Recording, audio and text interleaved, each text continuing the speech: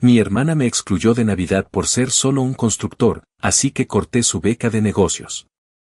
Si aún no estás suscrito al canal, haz clic en el botón de suscripción y activa la campanita para no perderte ninguna de nuestras historias.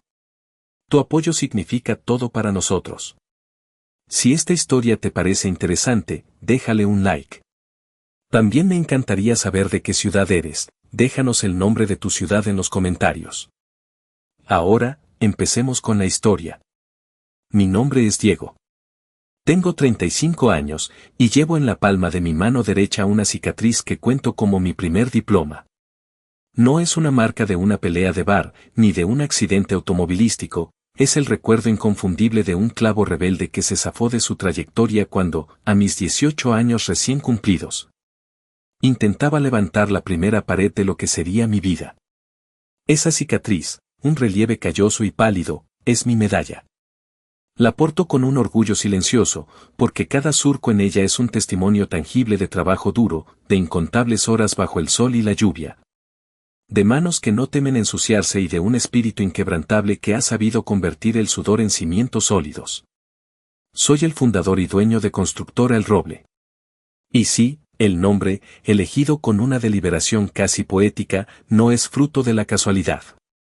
Los robles, lo sé bien, son árboles que crecen con una lentitud paciente, pero sus raíces se aferran a la tierra con una tenacidad férrea, profundizando hasta encontrar la estabilidad, mientras que sus ramas, fuertes y resinosas, se extienden con ambición hacia el cielo.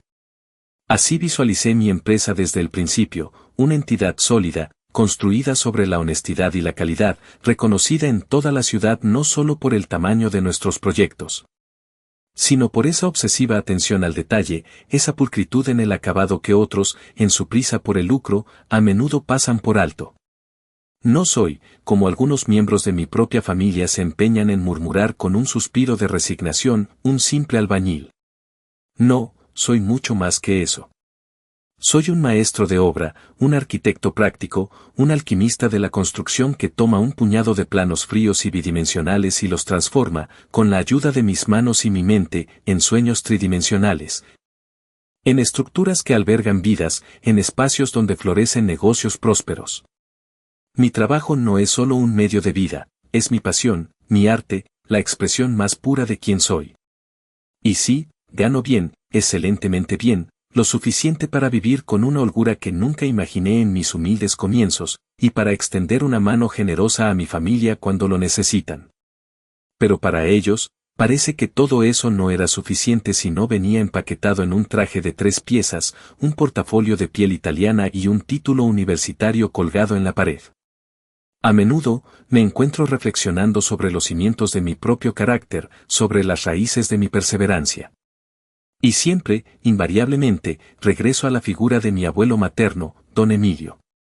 Era un ebanista, un artesano de la madera cuya vida transcurría en su taller, un santuario donde el aire vibraba con el zumbido de la sierra y el aroma embriagador de la caoba y el pino.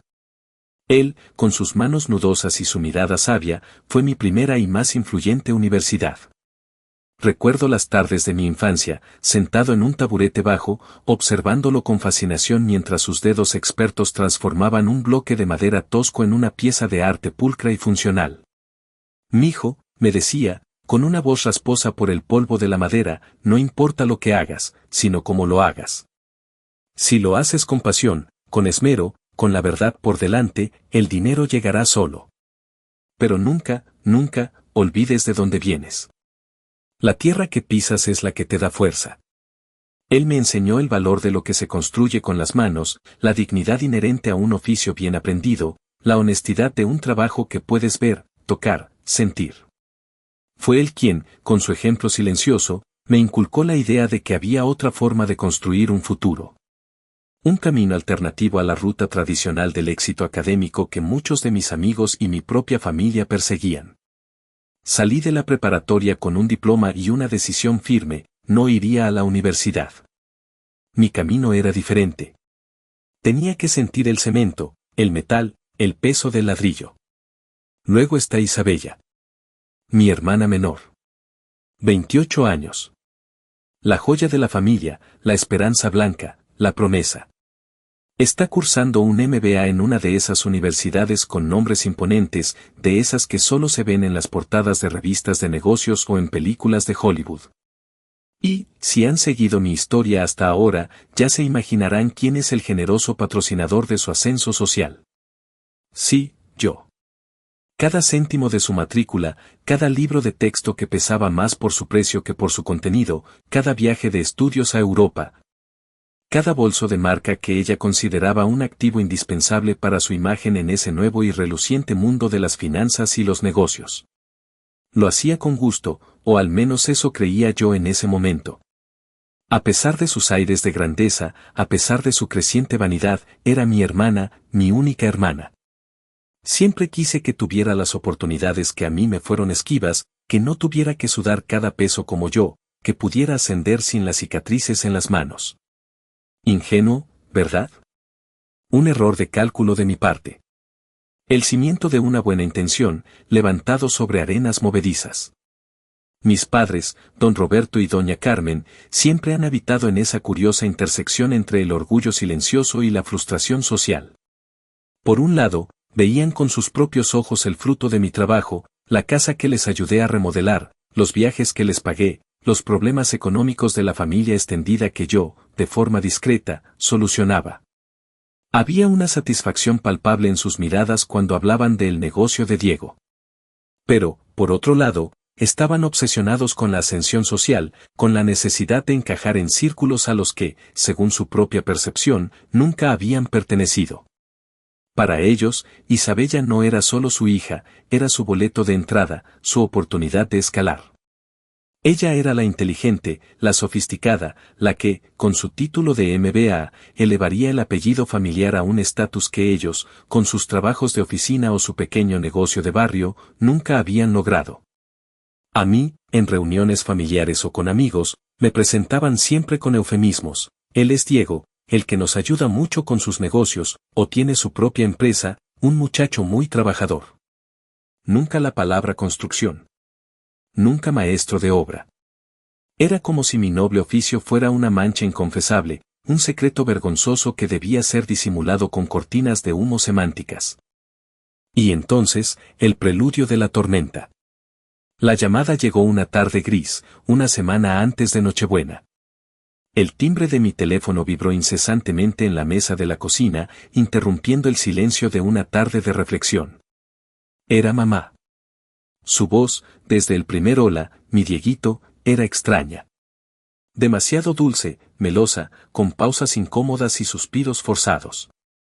Era esa voz que usan los que van a soltar una bomba, pero quieren que la recibas con una sonrisa en los labios, para suavizar el impacto. Mi Dieguito, comenzó, arrastrando las palabras, como si cada sílaba le costara un esfuerzo monumental: mira, las cosas se complican un poco este año con la cena de Nochebuena. Tú sabes, con la visita de la familia de Eduardo. Son gente muy importante, muy influyente en la ciudad, con muchas conexiones. Un escalofrío helado, como una ráfaga de aire frío que se colaba por una rendija en mi orgullo, me recorrió la espalda. Ya sabía a dónde iba. Ya sentía el olor a traición en el ambiente. Mamá, ve al grano, por favor. No me des rodeos. Mi voz era firme, pero por dentro, un nudo empezaba a apretarse en mi estómago. Ella suspiró de nuevo, con un dramatismo exagerado, como si el peso del mundo recayera sobre sus frágiles hombros. Creemos que sería mejor que, ¿sabes? Que te quedes en casa este año. Por tu comodidad, y la de ellos. No queremos que nadie se sienta incómodo. La palabra incómodo resonó en mi cabeza como un eco hueco, distorsionado. Una punzada helada me atravesó el pecho. Mi pulso se aceleró. La sangre me subió a la cabeza. ¿Incómodo? ¿De qué estás hablando, mamá?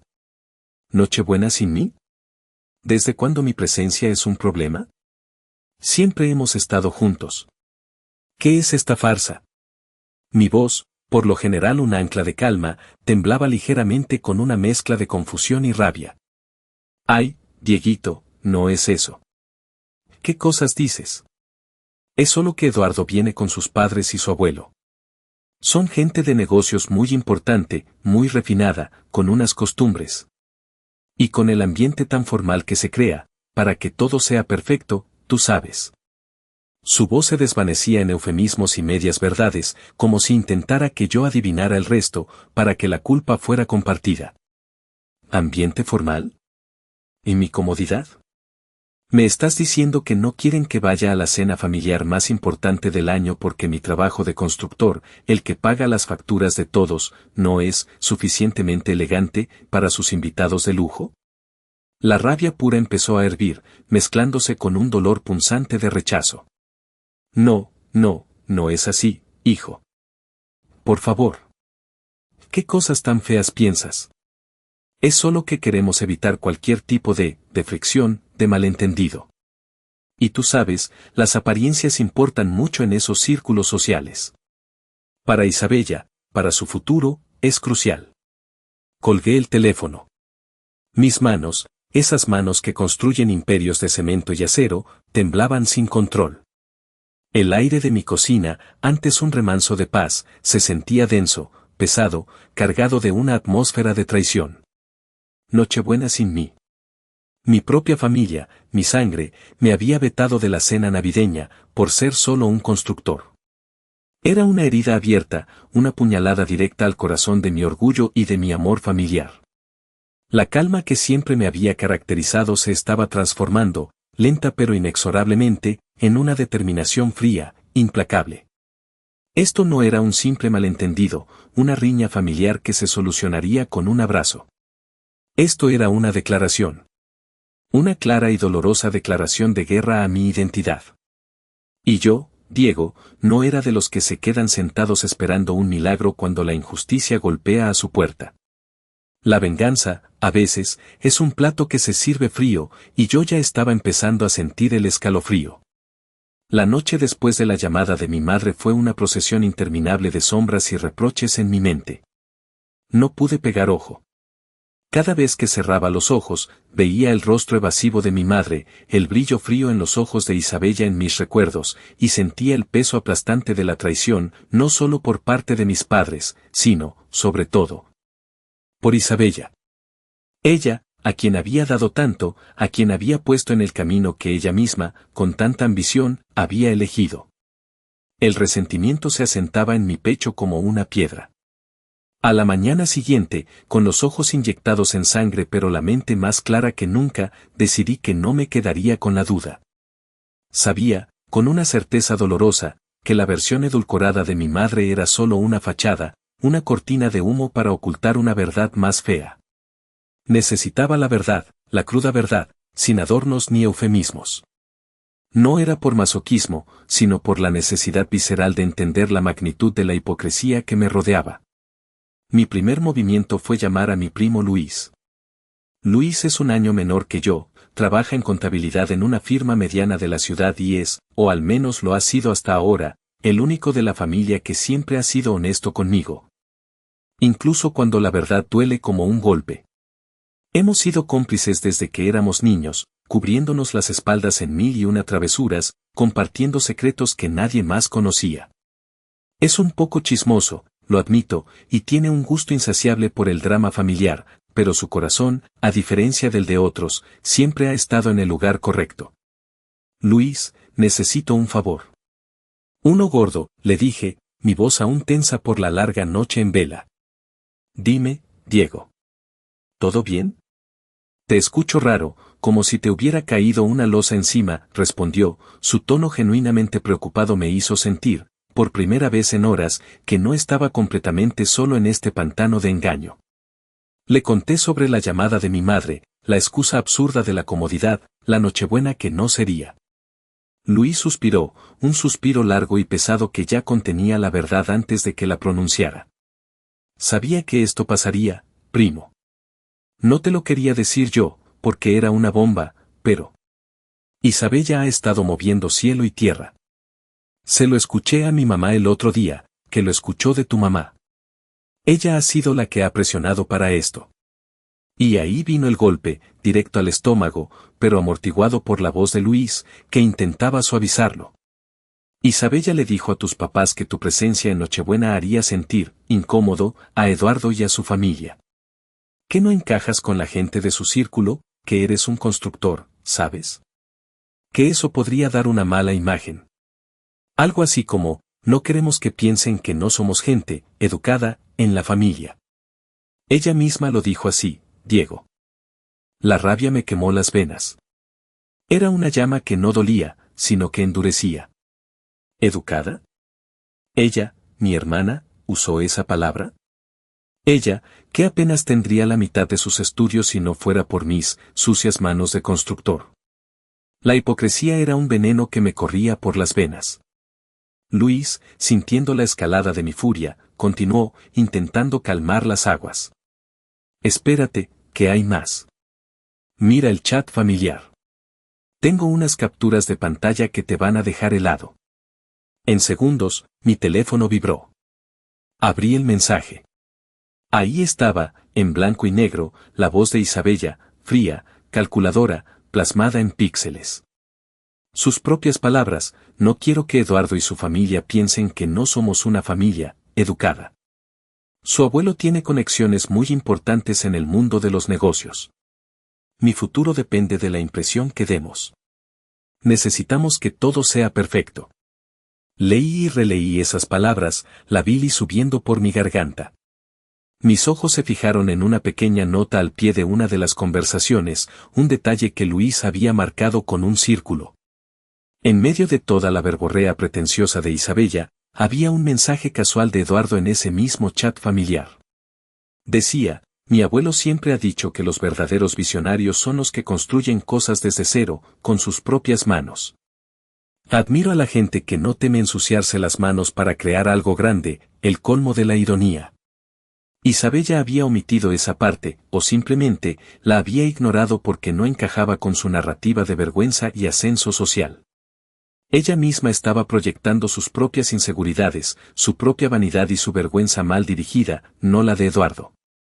De repente, un sinfín de recuerdos, de pequeños desaires, de comentarios hirientes disfrazados de consejos, se amontonaron en mi mente como escombros de una demolición interna. No era la primera vez que esto pasaba. Era un patrón.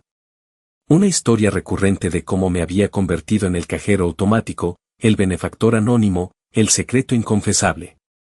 Flashback 1, la fiesta de graduación de Isabella de la preparatoria. Yo había pagado el salón de eventos más elegante del pueblo, el banquete de 5 tiempos, la banda de música en vivo. Era una fiesta digna de un cuento de hadas. Cuando llegué, conduciendo mi camioneta de la constructora, una Ford Lobo reluciente pero inconfundiblemente una camioneta de trabajo, Isabella me tomó del brazo.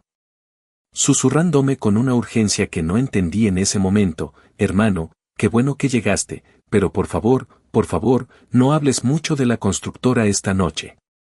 No queremos que piensen que, sabes. Es mi gran noche. Yo, estúpido de mí, lo achacaba a los nervios del momento, a su inmadurez adolescente. Ahora, esa memoria se sentía como una herida abierta.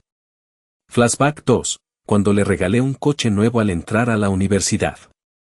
Un coche moderno, elegante, de esos que se ven en los estacionamientos de las facultades de negocios. Le ofrecí ir con ella al concesionario, ya que yo conocía bien los modelos, los precios y podía ayudarla a negociar, a conseguir la mejor oferta. Ella, con una sonrisa forzada y una prisa inusual, me dijo, ay, hermano, qué linda tu oferta, pero estoy súper ocupada. Tú solo haz la transferencia y yo me encargo de todo. No quiero que vean a mi hermano, el del overol, conmigo en un lugar así. En ese momento, me pareció una excusa razonable. Ahora, era una bofetada helada. Flashback 3, las constantes emergencias económicas de Isabella. Siempre llegaban por mensaje de texto, siempre con una urgencia que rayaba en el dramatismo. Hermano, necesito esto, es vital para la universidad, no puedo esperar. Nunca una llamada. Nunca una conversación cara a cara. Cuando yo sugería vernos, aunque fuera para un café, para que me contara bien lo que necesitaba, me decía, no te preocupes, estoy muy ocupada con los estudios, con mis proyectos. Con la transferencia está bien, de verdad.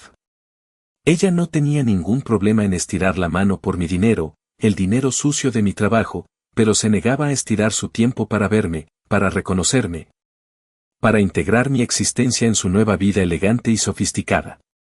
Me ardía el alma al darme cuenta de que había sido ciego, o quizá, demasiado bueno, demasiado confiado.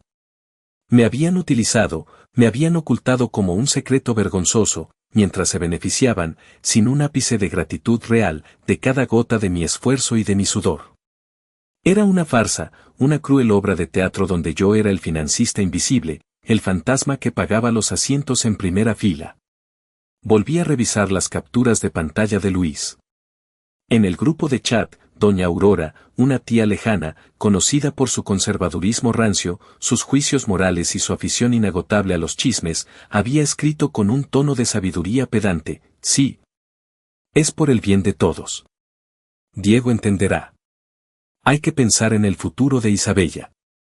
Y debajo, varios me gusta y comentarios de apoyo de otros tíos y tías, algunos de ellos a quienes yo había ayudado económicamente en más de una ocasión, o a quienes había hecho favores con mi constructora, remodelando sus casas o sus pequeños negocios, a precios irrisorios. Ni una sola voz, ni un solo emoji de apoyo a mí. Al contrario, todos estaban de acuerdo con la farsa de Isabella. Era una puñalada por la espalda, una y otra vez, de toda mi familia, quienes parecían más preocupados por la opinión de Eduardo y sus conexiones que por el dolor de su propio hijo, su sobrino. Llamé a mi padre, don Roberto. Lejos de la furia explosiva, mi voz era calmada, gélida, como la brisa que precede a una tormenta. Papá, ¿de verdad crees que soy una vergüenza para la familia? ¿Que mi trabajo, el que ha pagado la universidad de Isabella y ha ayudado tantas veces en esta casa, es algo de lo que hay que avergonzarse? Su voz sonó cansada, con el tono del patriarca que debe tomar decisiones difíciles y desagradables. Hijo, no es eso. Es que el mundo de los negocios es así. Isabella necesita esa oportunidad. Son sacrificios que se hacen por la familia, Diego. No lo tomes tan personal. Sacrificios, mi voz se elevó ligeramente, pero mantuve la calma. ¿Y mi sacrificio, mi esfuerzo, mi orgullo, no valen nada? Mi presencia en Nochebuena es menos importante que la impresión que pueda dar Isabella a gente que ni siquiera me conoce, gente que, ironías de la vida, valora lo que yo soy. Don Roberto suspiró de nuevo, un suspiro que sonó a resignación, a conveniencia. Hijo, estás exagerando. La familia es lo primero. Isabella es la joya de la familia. No la presiones. Colgué el teléfono. La joya de la familia, repetí en voz baja, mientras el sonido de la desconexión resonaba en mis oídos. Era la última gota que desbordaba el vaso de mi paciencia. La calma que había sentido hasta ahora se transformó en una determinación inquebrantable, tallada en acero. Si yo era una vergüenza para la cena de Nochebuena, entonces mi dinero, ese dinero ganado con esfuerzo y honestidad, también lo sería para su futuro de apariencias. Esto no era una simple venganza infantil, era una justicia fría y calculada. Y yo, Diego, no era de los que se quedan callados cuando la hipocresía y la ingratitud golpean a su puerta. La venganza, a veces, es un plato que se sirve frío, y yo ya estaba empezando a sentir el escalofrío de su anticipación. La rabia inicial, esa furia visceral que amenaza con consumirte y nublarte el juicio, en mi caso, se transformó en una estrategia fría y calculadora. No quería simplemente reaccionar como un animal herido, quería actuar con la inteligencia, con la misma precisión metódica que aplico para levantar una estructura de concreto que desafía la gravedad. Si iba a dar un golpe, sería uno que dejara una huella profunda, no una simple rabieta impulsiva que se desvanecería con el tiempo. Quería que mi mensaje resonara, que fuera inolvidable. Mi primer paso, y el más crucial para mi estrategia, fue la investigación.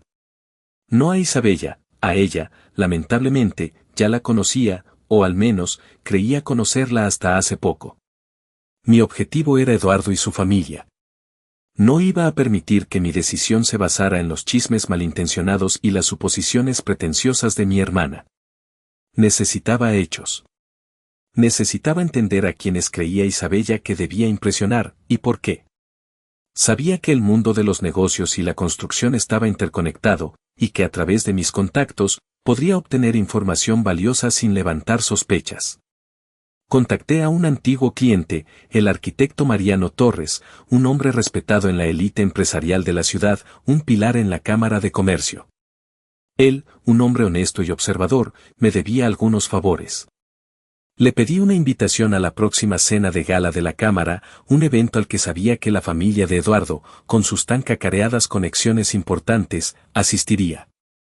El evento se desplegó ante mis ojos como una escena de película, un gran salón de banquetes, candelabros de cristal titilando sobre cabezas engominadas, el tintineo de copas de champán, el murmullo constante de conversaciones banales sobre inversiones y estatus social. Era el tipo de lugar donde Isabella se sentiría como pez en el agua, respirando el aire viciado de la pretensión. Y ahí estaba él, Eduardo. Un joven apuesto, impecablemente vestido, con una sonrisa fácil y una mirada curiosa. Estaba conversando animadamente con su padre, un hombre de negocios de aspecto serio pero con una sonrisa genuina que desmentía la severidad de su rostro, y con su abuelo, don Ricardo, una figura imponente, de cabello plateado y ojos penetrantes, que exudaba autoridad sin necesidad de alzar la voz. Me acerqué a mi cliente, Mariano, que ya los había localizado, y él, con la pericia de un maestro de ceremonias, me presentó. Don Ricardo, Eduardo, es un honor enorme conocerlos, dije, estrechando sus manos con firmeza, mi voz calibrada para sonar respetuosa pero segura. He escuchado mucho de su empresa, de su trayectoria. Admiro cómo la ha construido, don Ricardo, desde cero, con tanto esfuerzo. Don Ricardo, el patriarca, me miró a los ojos, una mirada sagaz que parecía ver más allá de las apariencias. Luego, sonrió, una sonrisa sincera que arrugó las comisuras de sus ojos. Gracias, joven. Empezamos con poco, con mucho. Con las manos, como se hacía antes. Pero la honestidad, la integridad y el trabajo duro, eso es lo que construye un verdadero imperio, no solo de dinero, sino de respeto, de legado. Su mirada, entonces, se posó en mis manos, en la cicatriz que era mi emblema. Se ve que usted también sabe de eso, joven Diego. Sus manos cuentan historias. Sí, señor, respondí, sintiendo una extraña pero profunda conexión con ese hombre. Mi abuelo era ebanista. Me enseñó a valorar cada corte, cada unión, la belleza de la madera, la importancia de la paciencia y el detalle. Y ahora, yo construyo, pero con la misma filosofía, cimientos fuertes, estructuras honestas. Eduardo, que había estado escuchando con una curiosidad genuina, asintió. Mi abuelo es mi gran inspiración, Diego. Siempre dice que los que construyen con sus propias manos, con su propia mente, los que resuelven problemas reales y no temen ensuciarse, son los verdaderos pilares de cualquier sociedad. La gente que no le teme al trabajo, la que crea valor. No había en su voz un ápice de superioridad, solo un respeto sincero. Esa conversación fue una revelación impactante. Eduardo no era el elitista pretencioso que Isabella me había pintado. Su abuelo, don Ricardo, un hombre que valía 1000 veces más que la falsa fachada de mi hermana, era un hombre que me habría tendido la mano con orgullo, reconociendo mi valía sin prejuicios. El problema no era Eduardo ni su familia, el problema era Isabella, y sus propias inseguridades proyectadas en una obsesión patológica por la validación social. Ese descubrimiento no solo solidificó mi plan, sino que le añadió un toque de ironía mordaz que me dio una extraña satisfacción. Ella había intentado avergonzarme, pero al final, se estaba avergonzando a sí misma. Mientras tanto, mi primo Luis se había convertido en mi topo personal en el frente familiar. Me enviaba capturas de pantalla del grupo de chat con una regularidad casi militar. Isabella no paraba de pavonearse, sus mensajes rebosaban de un optimismo desmesurado y una autoconfianza que rayaba en la arrogancia. Eduardo me consiguió una entrevista en una consultora de inversión importante, sus conexiones son increíbles, o mi futuro está asegurado gracias a esta gente, la universidad vale cada centavo. Cada mensaje era un puñal, porque yo sabía que esos centavos venían de mi cuenta, de las manos que ella tanto despreciaba. Isabella, por su parte, empezó a sentir la presión a medida que la fecha límite para el pago de la matrícula de primavera se acercaba inexorablemente. Y, como siempre, ella tenía un patrón de comportamiento predecible, en lugar de pedirme el dinero directamente, lo que habría sido demasiado humillante para su ego, especialmente después de lo de Navidad. Empezaba a enviar mensajes sutiles, pero cargados de dramatismo, a los padres, o incluso a mí, con un tono de emergencia académica. Estoy tan estresada con los estudios, decía en un mensaje al grupo familiar. Este semestre es crucial para mi futuro, para mi carrera, es la recta final. Y luego, la estocada sutil, la fecha de la matrícula se acerca, y es una cantidad muy, muy fuerte. Espero que todo se resuelva. Esperaba que yo leyera entre líneas y, como siempre, acudiera al rescate. Esta vez, no mordí el anzuelo. Respondí a sus lamentos con mensajes genéricos, impersonales, que no comprometían nada. Échale ganas, hermanita. Todo esfuerzo tiene su recompensa. O espero que te vaya bien en tus estudios, sé que eres muy capaz. Ni una sola palabra sobre el dinero. La dejé en ascuas, la sentí nerviosa, y eso, lo admito, me dio una pequeña y oscura satisfacción. Era una venganza lenta, pero dulce. Pero también había otros jugadores, otras piezas en este complejo tablero de ajedrez familiar. En el campus, Isabella tenía un compañero de MBA llamado Carlos. Carlos era un joven ambicioso, también de una familia adinerada, pero con una envidia corrosiva hacia Eduardo y hacia la propia Isabella, a quien consideraba una arribista. Carlos era el tipo de persona que siempre buscaba una debilidad, una fisura en la armadura de los demás, para explotarla. Él había notado la obsesión de Isabella con las apariencias, su constante pretensión de una vida que no tenía, y su nerviosismo crónico por el dinero. Empezó a soltar rumores sutiles, preguntas incómodas en reuniones de estudio sobre la verdadera situación económica de Isabella. Escuché que tu familia no es tan acomodada como la de Eduardo, le dijo un día, con una sonrisa ladeada, frente a otros compañeros. Isabella, para desviar la atención de sus propias carencias y asegurar su estatus social, redoblaba sus esfuerzos por ocultar mi existencia y magnificar la importancia de Eduardo y su familia. Carlos, sin saberlo, se estaba convirtiendo en un catalizador involuntario, empujando a Isabella aún más hacia el abismo que yo, con paciencia de maestro, estaba cavando para ella. Su manipulación indirecta se convirtió en un viento que inflaba las velas de mi plan. El tiempo siguió su curso, inexorable como un río. Nochebuena pasó. La pasé en mi casa, en un silencio reflexivo, sintiendo el eco de una fiesta a la que no había sido invitado, pero saboreando la satisfacción de una batalla que estaba a punto de ganar. Ya no era un simple dolor, una herida que sangraba, era un plan meticulosamente trazado, una estrategia que se desplegaba. Y el momento de ejecutarlo, el momento de la verdad, estaba a la vuelta de la esquina. Isabella no lo sabía, pero la cuenta regresiva para su despertar, para la confrontación con la realidad, había comenzado. Y yo, Diego, estaba listo para hacer el reloj. Los días posteriores a Nochebuena se extendieron como una agonía lenta y tensa. Mi teléfono vibraba incesantemente con llamadas y mensajes de mis padres, pero la línea de Isabella permanecía en silencio.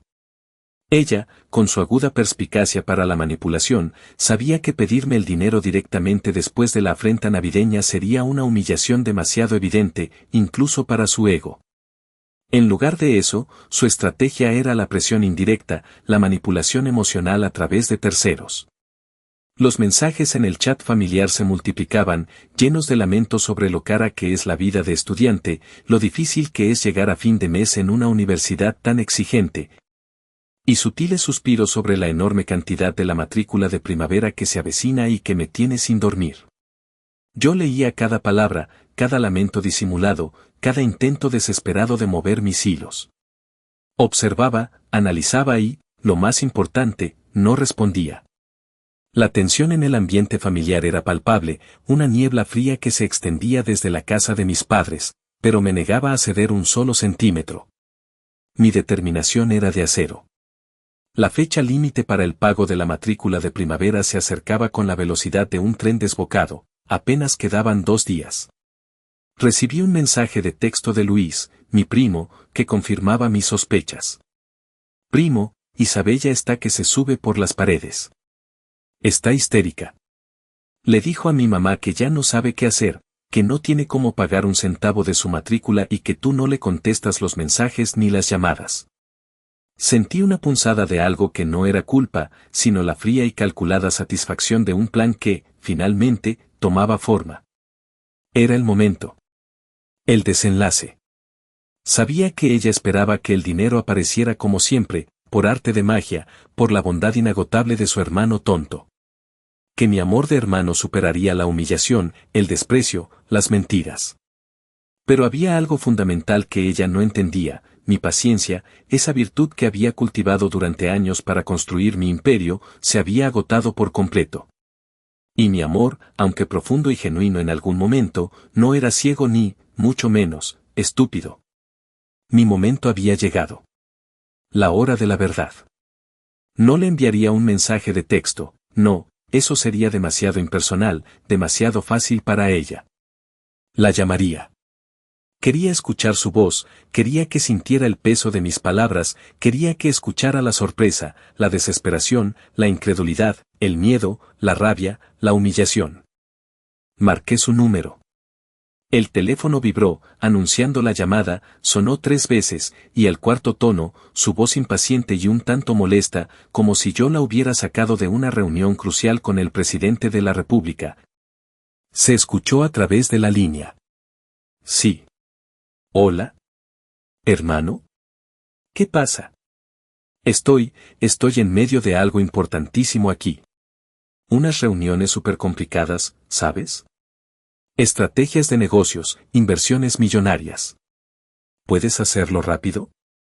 Su tono era de alguien que está salvando el mundo, no de alguien que está al borde de la bancarrota académica, con su futuro pende de un hilo. Su arrogancia era casi admirable. Contuve una sonrisa amarga, una sonrisa que no llegó a mis labios. Oh, disculpa, Isabella. No quería interrumpir tus importantes reuniones. Solo quería preguntarte algo rápido sobre tu matrícula. Ya se acerca la fecha límite, ¿verdad? Me pareció ver que quedaban un par de días. Mi voz era un estudio de la calma, casi casual, una voz que no revelaba la tormenta perfecta que se gestaba en mi interior, la tormenta que estaba a punto de desatar. El cambio en su tono fue instantáneo, casi cómico. La irritación se evaporó en un segundo, reemplazada por una dulzura empalagosa, un tono de voz casi meloso, calculador. Ay, sí. Qué bueno que me llamas, hermano. Justo estaba pensando en eso. Sí, es en 2 días, ¿verdad? Me tenías preocupada, pensé que se te había olvidado. Estás bien para cubrirla, ¿verdad? ¿Sabes lo importante que es este semestre para mi futuro, para mi entrada a las grandes ligas?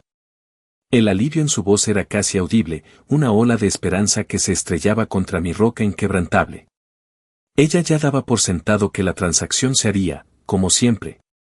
Pues, la verdad, he estado pensando mucho en lo que hablamos.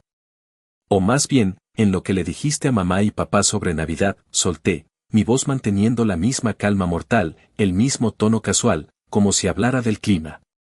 Sobre cómo tener un constructor, como hermano podría avergonzarte frente a Eduardo y su influyente familia. Y como eso podría arruinar tus valiosas conexiones, y tu futuro, tan brillante. El silencio que siguió fue atronador, más denso que el hormigón. Pude casi oír su cerebro trabajando a 1000 por hora, chirriando, intentando desesperadamente encontrar una excusa, una forma de girar la conversación, de minimizar lo que había dicho.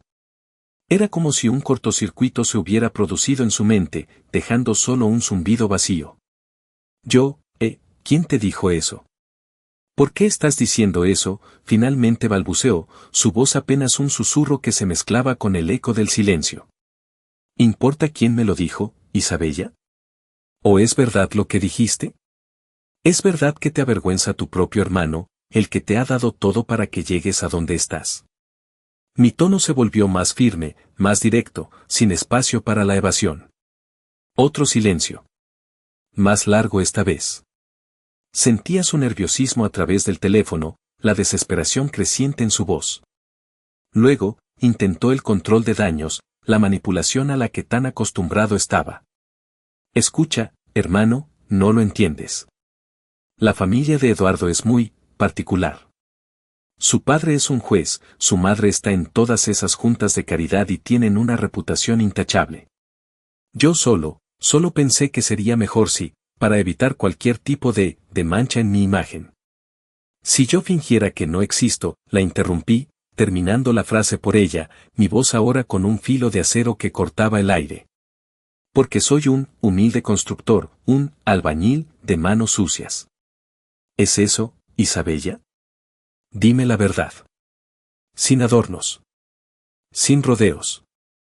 Eso no es justo, chilló, su voz subiendo de tono, revelando la histeria que comenzaba a apoderarse de ella. Yo nunca dije eso exactamente. Yo solo necesito que me tomen en serio si quiero tener un futuro brillante en el mundo del derecho y las finanzas. Tú sabes cómo funcionan esos círculos, Diego. No hay espacio para las imperfecciones. No pude evitar una risa amarga, una risa que sonó hueca incluso para mis propios oídos. No, Isabella, la verdad es que no sé cómo funcionan esos círculos. Soy solo un constructor, ¿recuerdas? Soy el tipo que se levanta al amanecer, con las manos llenas de callos, para construir casas, puentes, edificios. El tipo que se gana la vida con el sudor de su frente, no con palabras vacías y falsas apariencias. Pero lo que sí sé es la cantidad exacta de dinero, cada céntimo, que he pagado por tu universidad hasta ahora. ¿Quieres que te lo desglose? Porque creo que te has olvidado de quién ha estado financiando tu futuro brillante, punto. Ella intentó protestar, su voz convertida en un murmullo de negación, pero la ignoré. Era mi turno de hablar, y no la detendría. Primer año, $43,000. Segundo año, primer semestre, 21,500. Y el segundo semestre, otros 21,500. Total, $86,000 solo en matrícula. Más todos los gastos extra que me pediste con esa urgencia fingida, tu laptop de última generación, esos libros carísimos que necesitabas y que nunca abriste, ese programa de estudio especial al que tenías que ir. Que costó una fortuna. Sin contar tus viajes, tu ropa, tus emergencias. Según mis cálculos, eso suma unos $120,000 hasta ahora. $120,000.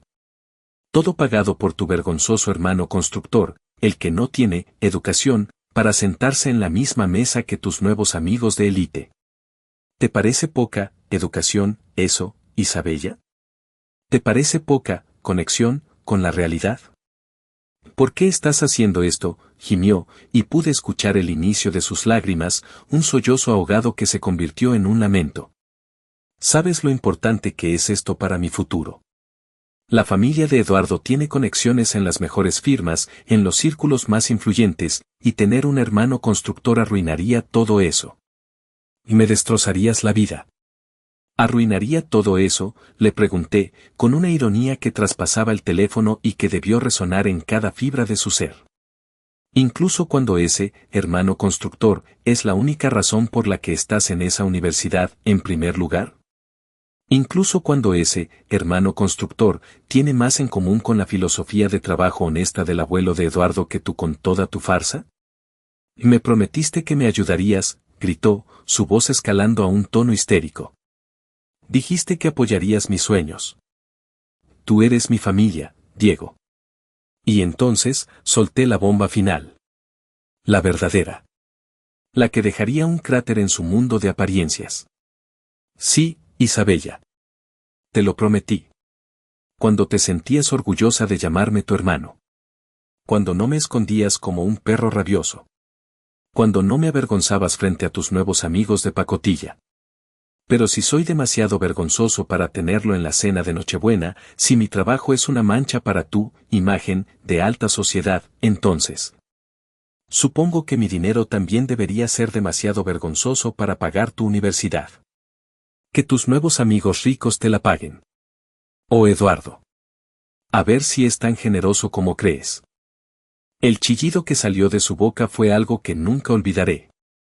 Era el sonido de un pterodáctilo herido, una mezcla de rabia impotente, desesperación absoluta y una incredulidad que rayaba en la locura. Era el sonido de un castillo de naipes derrumbándose. No puedes hacer eso, Diego, vociferó, con la voz quebrada por el llanto y la histeria. El pago vence en 2 días. ¿Qué se supone que voy a hacer? ¿Y vas a arruinarme la vida? No lo sé, Isabella, dije, sintiendo una extraña calma, una paz que solo llega después de haber tomado una decisión inquebrantable. Mi voz era fría, sin rastro de emoción. Tal vez pregúntale a Eduardo. Estoy seguro de que su elegante sueldo de futuro empresario puede cubrirlo. O que sus conexiones te abran el camino. ¿O es que el dinero de mi sucio constructor es el único que estás dispuesta a tocar? Comenzó a llorar, un llanto dramático y ruidoso, digno de una actriz de telenovela. Por favor, Diego, suplicó entre sollozos, su voz apenas audible. Le diré a mamá y papá que me equivoqué. Te pediré perdón de rodillas. Puedes venir a Navidad. Solo, por favor, no me hagas esto. No me abandones así. No, Isabella, le dije, mi voz inquebrantable, tallada en piedra. Ya no quiero ir a Navidad. No quiero que te avergüences más de mí. No quiero ser tu secreto inconfesable. De hecho, no quiero nada que ver con ninguno de ustedes de ahora en adelante. Considera esto mi último pago a la familia que se avergüenza de mí, que me pisotea para subir de escalón social. Colgué el teléfono mientras ella seguía llorando y suplicando. Bloqueé su número justo después, con un movimiento firme y decisivo. Luego, me serví un trago de tequila, un lujo que rara vez me permitía. La copa se sentía fría en mis manos. Sabía que la tormenta se avecinaba, que mi acto tendría consecuencias, pero por primera vez en mucho tiempo, me sentía, extrañamente libre. La batalla había terminado, al menos para mí. Y la victoria, aunque agridulce, era mía, y la saboreé con cada trago. El momento en que colgué el teléfono fue el inicio de un silencio ensordecedor en mi departamento. Un silencio que duró apenas unos segundos antes de que mi teléfono empezara a vibrar con una furia inusitada. Primero, mi madre. 5 llamadas perdidas en menos de 1 minuto. Luego, volvió a llamar, y esta vez, contesté. Su voz, un torbellino de reproches, lágrimas y manipulaciones, me golpeó como una ola de agua helada. Diego. ¿Qué has hecho? ¿Cómo pudiste hacerle esto a tu hermana? Estás destruyendo a la familia. Arruinando el futuro de Isabella por un simple malentendido. Tu propio padre está furioso. La especialidad de mi madre, el viaje de la culpa, directo al corazón, con un billete de primera clase hacia la miseria emocional. Era su arma predilecta, y la había perfeccionado a lo largo de los años. ¿Malentendido, mamá? Mi voz era un témpano de hielo, sin rastro de emoción. Ella literalmente te dijo a ti, a papá, a todos en el chat familiar, que le avergonzaba mi trabajo, el mismo trabajo que ha estado pagando su universidad, su coche, sus lujos. ¿Eso es un malentendido? ¿O es que tú también creíste que era razonable venderme por la supuesta comodidad de unos desconocidos?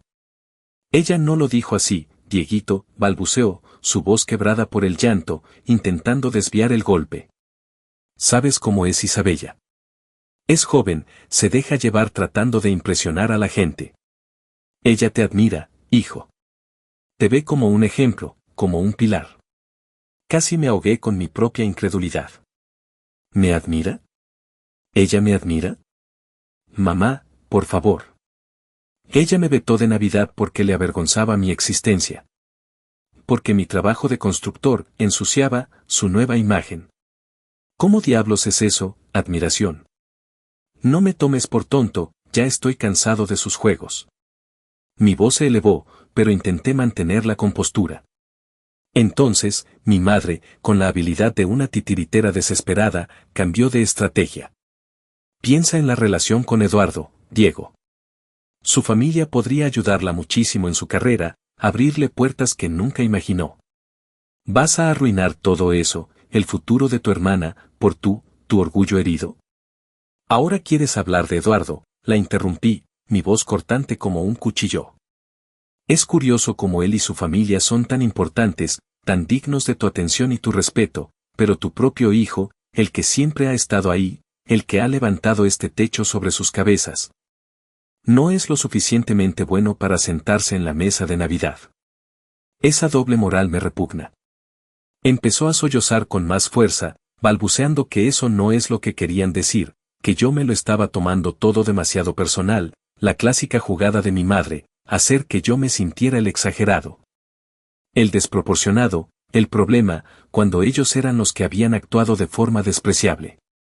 La manipulación era tan obvia que resultaba insultante. Luego, la llamada de mi padre. Él, siempre más directo, menos dado a los rodeos emocionales de mamá, fue directo al ataque. Diego. ¿Qué demonios te pasa? Eres un egoísta, un resentido. ¿Cómo te atreves a amenazar la educación de tu hermana? Eres un imbécil. Un desalmado. Su voz rugía a través del teléfono, cargada de una ira que no me asustaba, solo me confirmaba su verdadera naturaleza.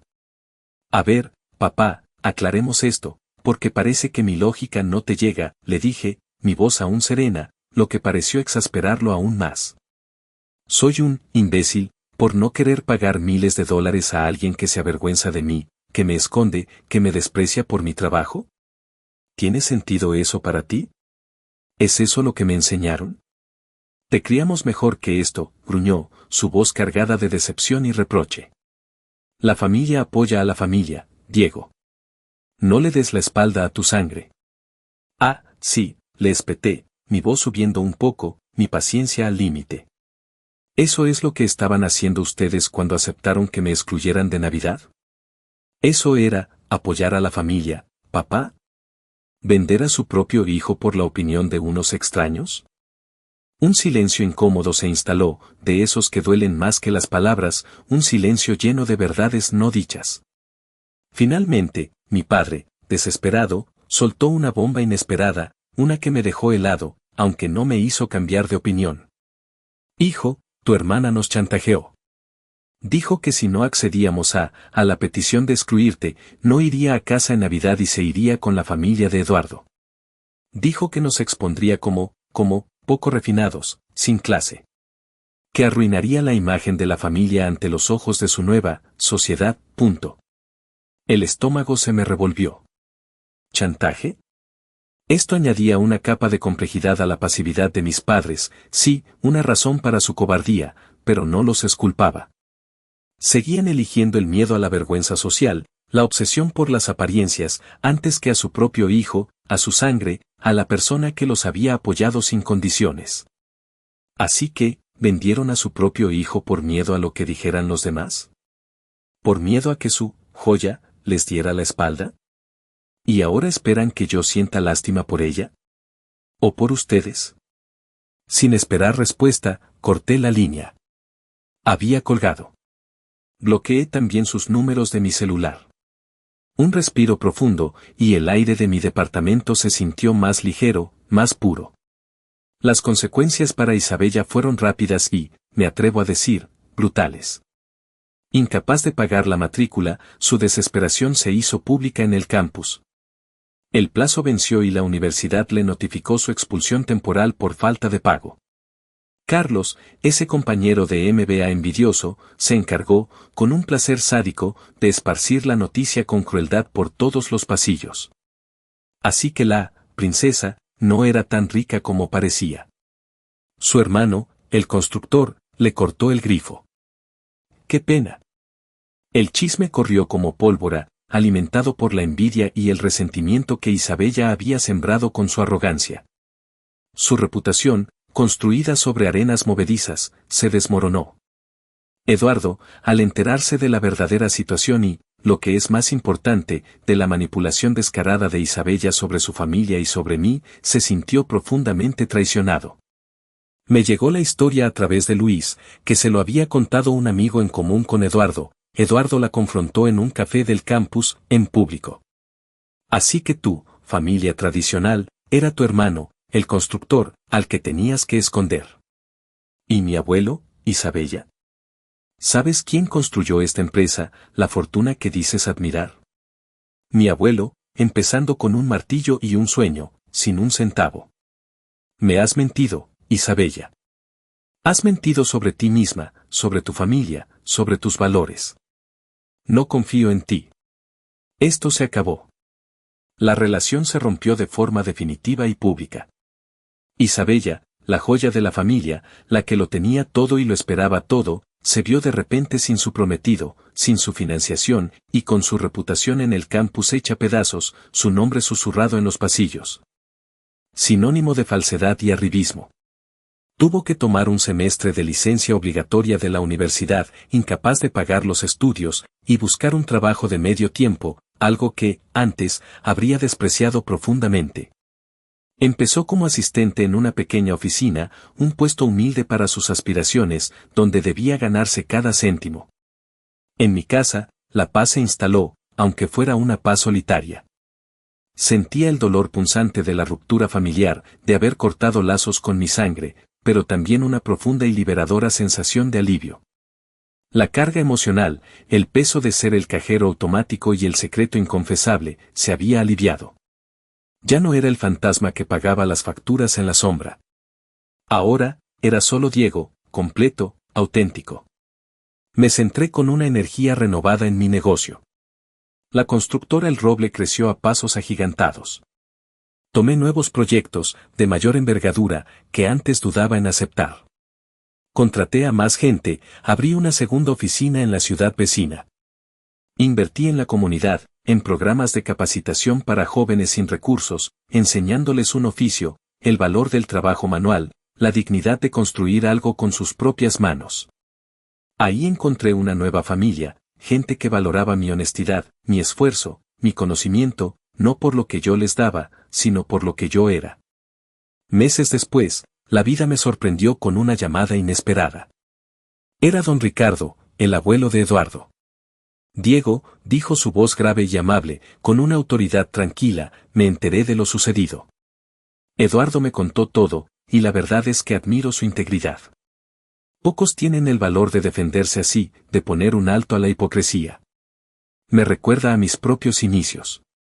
Me propuso una posible colaboración en un gran proyecto de restauración de un edificio histórico en el centro de la ciudad, un proyecto que sería un hito para mi empresa. Fue una validación, una que mi propia sangre nunca me había dado, una muestra de respeto genuino que valía más que cualquier $1.000.000. La Navidad de ese año, la pasé de una manera muy diferente. No en una cena formal, llena de hipocresía y falsas sonrisas. La pasé con mi equipo de trabajo, con Luis y su familia, e incluso algunos de los jóvenes a los que estaba capacitando, en una celebración improvisada y sincera. Estábamos trabajando en un proyecto comunitario, una iniciativa que había impulsado, construir un centro de apoyo para familias necesitadas en un barrio vulnerable. El aire olía a madera recién cortada, a cemento fresco, a sudor honesto y a la calidez de la camaradería. El espíritu navideño no estaba en los regalos caros, sino en la construcción, en la ayuda mutua, en la creación de algo tangible para aquellos que lo necesitaban. Isabella, por lo que supe, sigue batallando. No regresó al MBA, al menos no aún. Trabaja en ese modesto puesto administrativo, intentando pagar deudas y reconstruir su vida, su reputación, su futuro. Y mis padres, a veces me envían mensajes, lamentándose, invitándome a hablar, a reconciliarnos, a volver a ser una familia. Pero la confianza, esa que construí con tanto esfuerzo, ladrillo a ladrillo, está rota en 1000 pedazos. Y no sé si la reconstrucción es posible. Algunas estructuras, una vez derrumbadas, son imposibles de levantar de nuevo. He perdido una familia, sí. Una familia que me avergonzaba. Pero en el proceso, me he encontrado a mí mismo, más fuerte, más auténtico, más dueño de mi propio destino. Y en ese camino, he descubierto que hay muchas maneras de construir una vida, y que la más sólida, la más duradera, la que verdaderamente te da paz, siempre será la que se edifica sobre la honestidad, el respeto y la verdad. Ladrillo a ladrillo, con las propias manos. Y aunque el dolor de la separación persista, la libertad de ser uno mismo, sin máscaras ni pretensiones, no tiene precio. Y esa es la construcción más valiosa de todas.